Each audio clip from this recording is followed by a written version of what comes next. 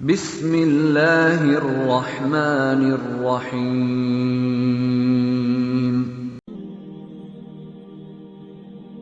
ایک انسان شدید مالی تنگی کا شکار تھا۔ کھانا پینا تو خیر پورا ہو جاتا تھا، مگر رہائش کی سخت پریشانی تھی۔ وہ ایک اللہ والے بزرگ پر پختہ عقیدہ رکھتا تھا۔ وہ ان کے پاس گیا اور کہنے لگا، اے حضرت، بہت پریشانی میں ہوں۔ ایک کمرے کا گھر ہے، اس کمرے میں میری بیوی اور میرے 4 بچے رہتے ہیں۔ اس کے علاوہ بوڑھی والدہ اور 2 بہنیں بھی ہمارے ساتھ اس کمرے میں رہتی ہیں، اور خاندان کی ایک بوڑھی بیوہ جو ہمارے ہی زیر کفالت ہے، وہ بھی ہمارے ساتھ ہی ہے۔ اتنے سارے افراد، حضور، ایک کمرہ، بہت سخت پریشانی میں ہوں۔ یہ کہتے ہوئے اس شخص کی آنکھوں سے آنسو بار بار جھلک رہے تھے۔ بزرگ نے غور کیا اور فرمایا، تمہارا مسئلہ حل ہو جائے گا۔ ایک مرغ لے آؤ، اسے بھی اپنے ساتھ ہی کمرے میں رکھ لو۔ وہ انسان خوشی خوشی اپنے گھر گیا۔ گھر جاتے وقت راستے سے اس نے مرغ لیا اور اسے بھی اپنے کمرے میں رکھ لیا۔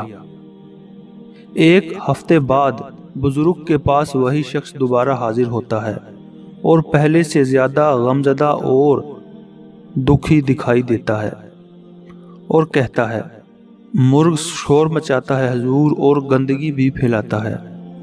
بزرگ نے گردن جھکائی ہوئی تھی، تھوڑا سوچا اور فرمانے لگے، اب میں سمجھا تمہارا مسئلہ تھوڑا اور بگڑا ہوا ہے، اور تم ایسا کرو، تم بکرا لے آؤ اور اسے اپنے ساتھ کمرے میں رکھو، اور 1 ہفتے بعد آ کر مجھے اطلاع دو۔ وہ شخص دوبارہ جب حاضر ہوا تو پریشانی سے کانپ رہا تھا، رنگت اڑی ہوئی تھی، اور آ کر کہنے لگا، حضرت، مسئلہ تو بہت بڑھ گیا ہے۔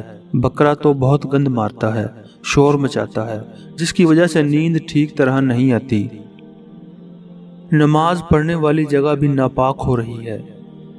بزرگ نے غور کیا اور فرمایا، اچھا، تو میں اب سمجھا تمہارا مسئلہ کیا ہے۔ تم ایسا کرو، ایک گدھا لے آؤ اور اسے بھی ساتھ رکھو، اور 1 ہفتہ بعد آ کر مجھے اطلاع دینا۔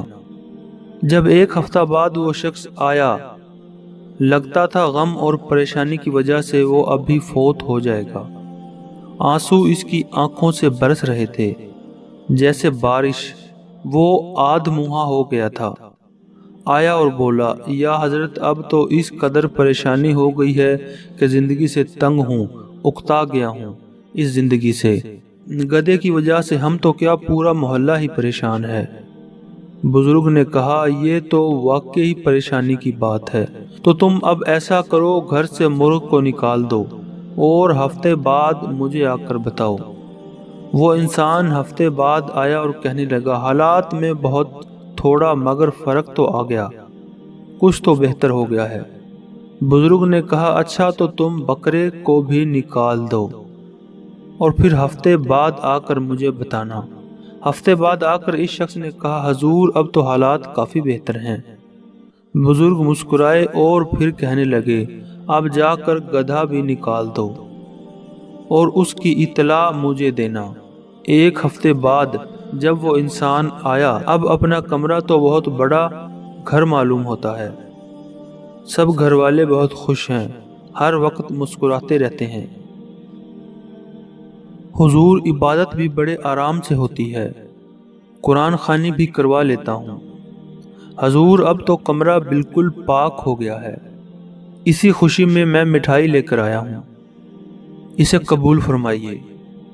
جب وہ شخص مٹھائی دے کر چلا گیا تو بزرگ نے فرمایا، اب اس کی گاڑی کامیابی والی سڑک پر چل پڑی، اب یہ ہر دن ترقی اور راحت پائے گا انشاءاللہ۔ اے لوگو، یہ سفر شکوہ سے شکر تک کا ہے۔ وہ شخص پہلی بار آیا تو رو رہا تھا، اور آخری بار جب آیا تو بہت خوش تھا۔